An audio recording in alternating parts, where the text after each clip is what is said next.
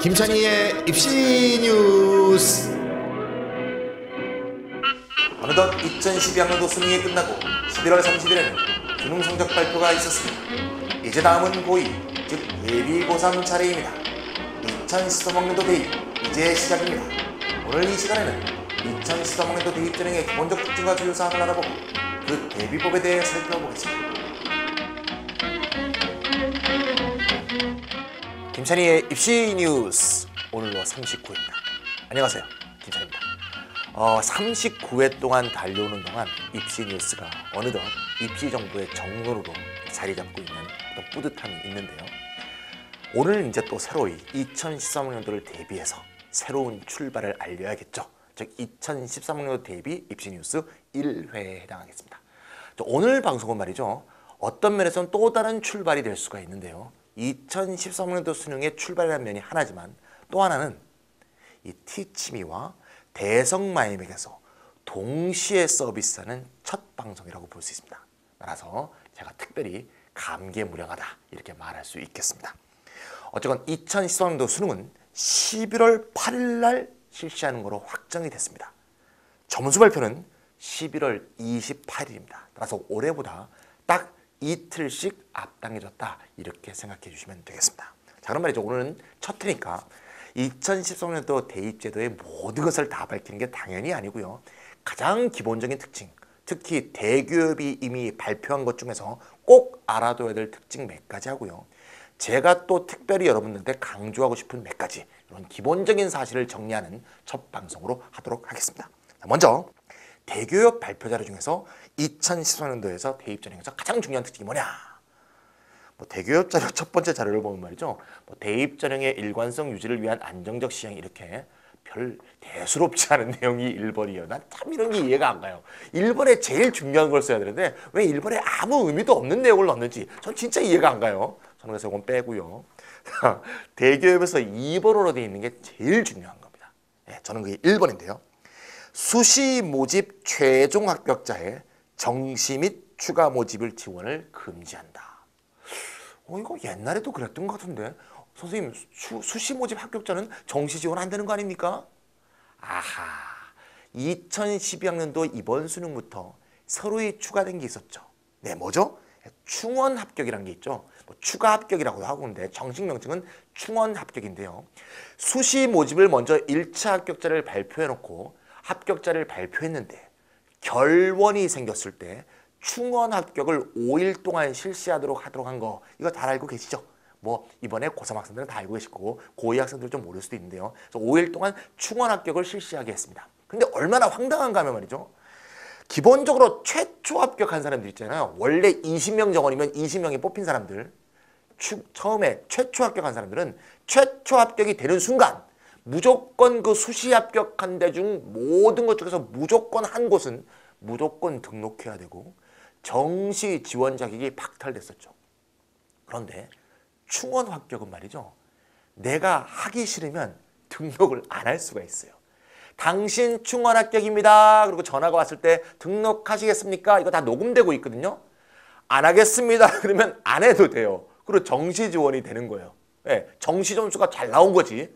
내가 넣어놨는데 여기보다 훨씬 좋은 정시를 가게 됐어. 그러면 충원 모집에서 합격자로 발표돼도 자기가 안 가겠다 그러면 안 가도 되는 그런 제도가 2012학년도 이번 수능 제도입니다. 이번 입시도. 참 말도 안 되죠.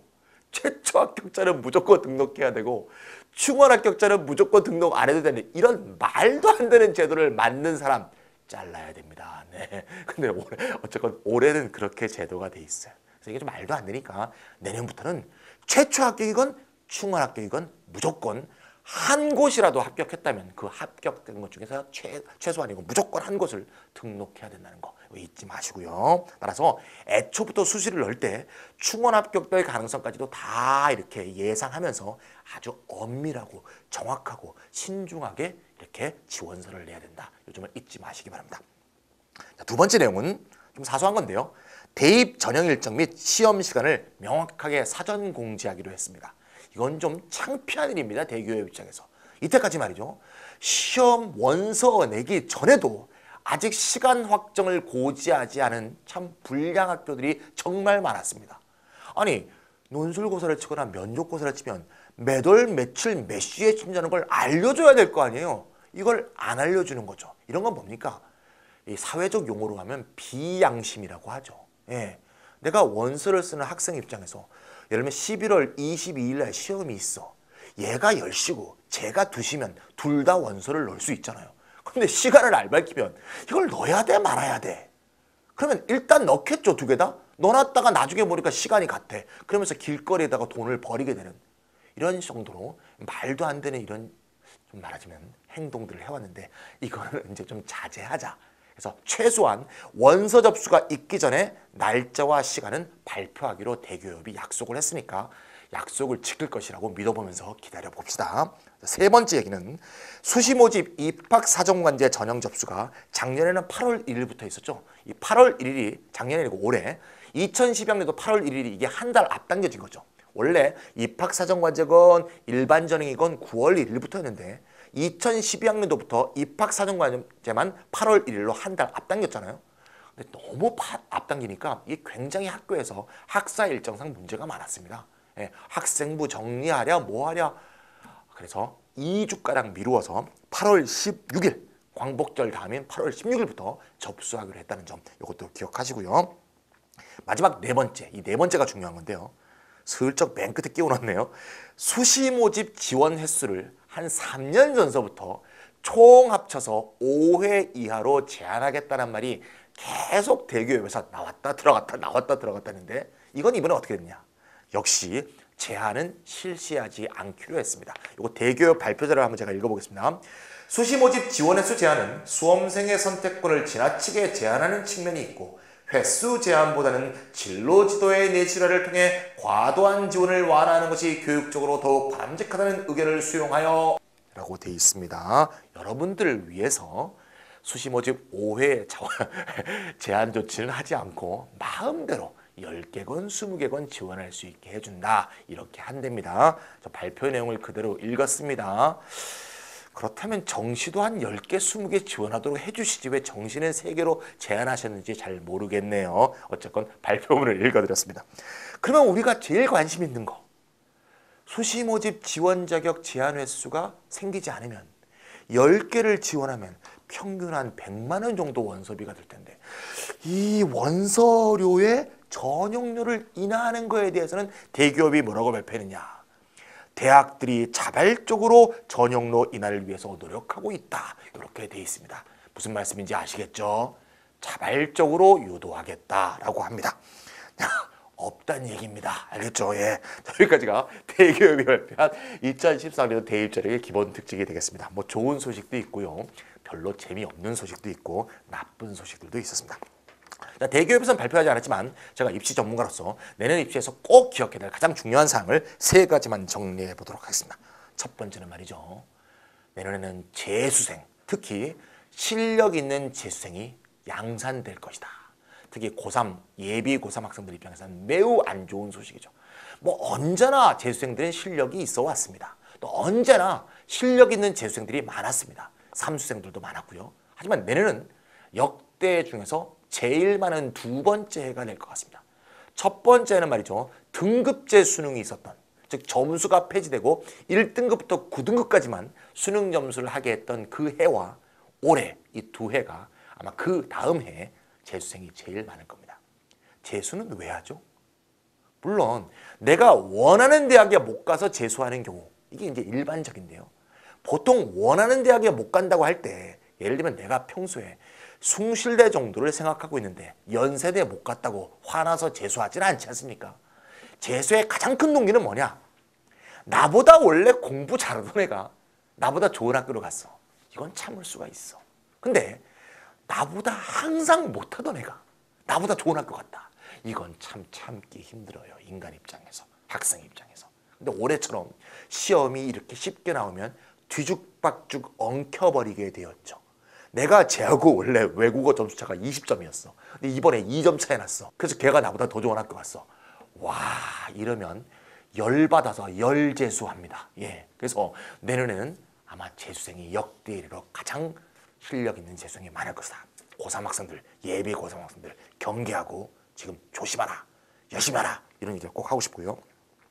두 번째도 안 좋은 소식이네요. 예, 아시겠지만 2014학년도에 수능이 개편되죠. 예, 국어, 영어, 수학으로 과목도 개편되고요.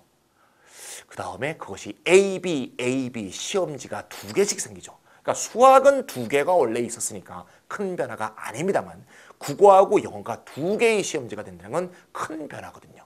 이 변화가 여러 가지 불균등성 또는 불안정성을 낳을 수밖에 없습니다. 학교의 입학제도도 막 엉키고 또 입학처별로 정확하게 검토하지 못하면 막 이상한 입학제도가 나오고 막 난리가 날 겁니다. 또 특히 문과 학생의 경우는 사회 과목이 다 바뀌죠. 이과는 뭐 생물이 이름이 생명으로 바뀌는 것뿐인데요. 문과의 경우에는 없어지는 과목도 있고 생기는 과목도 있죠. 예를 들면 근현대사는 없어져 버리고요. 그렇죠? 근데 동아시아사는 생기고 이런 식으로 과목별의 변동이 생기기 때문에 내가 공부했던 과목이 없어지는 이런 아주 치명적인 경우도 생긴다는 거예요. 따라서 기본적으로 2013학년 수능을 대비하는 우리들은 말이죠. 웬만하면 재수하지 않는 방향에서 이번이 마지막이다. 이번이 막다른 골목이다. 이런 생각을 갖고 완전히 배수진을 치고 공부한다는 이런 자세를 해줘야 2014년도에 변화된 환경에서 새로 적응하는 그런 어려움을 겪지 않지 않을까. 이런 얘기를 꼭 말씀드리고 싶고요. 세 번째 얘기는 좋은 얘기라고 볼 수 있습니다. 우리가 미리 알고 있다는 수시가 더욱더 강해질 거라고 봅니다. 수시가 더욱더 강해지는 이유는 제가 이미 하나 말씀드렸죠. 충원 모집의 경우 강제 등록이 되기 때문에 충원 모집 수가 늘 수밖에 없죠. 과거에는 사실상 수시 모집이 60%, 정시 모집이 40%라고 말은 합니다만 수시 모집에서 정원을 다 못 채우기 때문에 사실 보통 수시 모집 45, 정시 모집 55 이렇게 정원이 정시로 넘어왔습니다. 근데 내년은 충원 모집은 무조건 강제 등록해야 되기 때문에 최소한 한 곳에 꼭 해야 되기 때문에 따라서 정시 모집에서 넘어오는 인원이 더 줄어들 것이라는 얘기죠. 따라서 수시 모집이 훨씬 중요해지는 게 첫 번째고요. 두 번째는 가장 중요한 대학인 서울대가 수시 모집을 80%까지 늘리겠다는 폭탄 선언을 했습니다. 이미 연세대가 70%를 넘었는데 서울대가 80%를 넘는 이러한 발언을 한 것은 다른 대학에도 파급 효과가 발생할 가능성이 매우 높습니다. 또 전반적으로 상위권 학생들이 수시 모집에 대해서 많은 관심을 갖게 되는 이런 상황이 전반적인 입시 제도에 영향을 미치게 되겠죠. 따라서 내년에는 올해보다도 더욱 적극적으로 수시 모집에 임한다는 자세를 갖고 수시 모집에 대한 자신의 공부 계획이라든가 그다음 또 수시 모집에 대한 원서 지원 전략이라든가 이런 것들을 잘 세워주셔야겠습니다.